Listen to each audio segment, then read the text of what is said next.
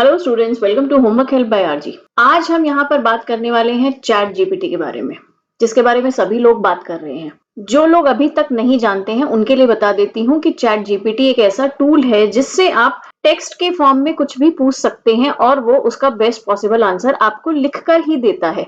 आप इससे बोलकर कोई बात नहीं कर सकते हैं और इमेजेस वगैरह भी एक्सेप्ट नहीं करता है। इसका एक जो न्यूअर वर्जन है वो शायद इमेजेस भी एक्सेप्ट करता है, I am not sure about that. तो यहाँ पे हम बात कर रहे हैं इसके बेसिक वर्जन चैट जीपीटी के बारे में।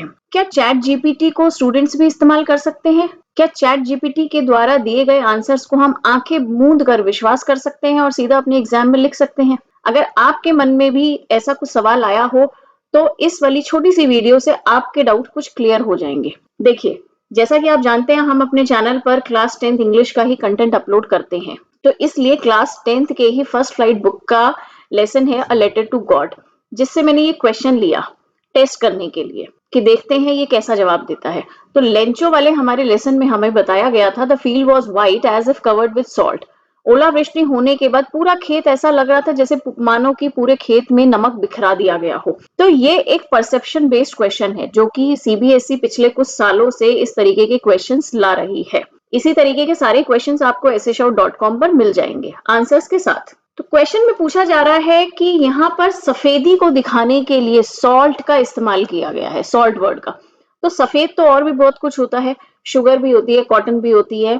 तो यहाँ पर पूछा जा रहा है क्या हम इसके लिए शुगर क्यूब या शुगर वर्ड का भी इस्तेमाल कर सकते थे? The author could have compared the hailstones to sugar cubes because they were similar in size and shape. ये बात तो हमें क्वेश्चन में ही बताई हुई है कि वो उससे कंपेयर कर सकते थे क्योंकि साइज, शेप और कलर सेम है। However, the author chose to use a comparison with salt because it gave a better idea of how the field looked after the hailstone. बस इसने इसको ये कहकर खत्म कर दिया है कि सॉल्ट से कंपेयर करना एक बेटर आइडिया लगा राइटर को, इसलिए उसने उसको सॉल्ट से कंपेयर किया। उसने कोई हमें रीजन नहीं बताया, कोई वजह नहीं बताई। अगर इस टाइप का जवाब आप अपने पेपर में लिखकर आते हैं तो आपको इसमें कुछ भी मार्क्स नहीं मिलेंगे। इसी का एक थोड़ा सा जो एडवांस्ड इंग्लिश में लिखवाया था उसमें देखते हैं इसने क्या लिखा है। In J.L. Fuentes' A Letter to God, the field is described as being white, as if covered with salt, following a devastating hailstorm. Hailstorm के बाद field को as if covered with salt की तरह से बताया गया है.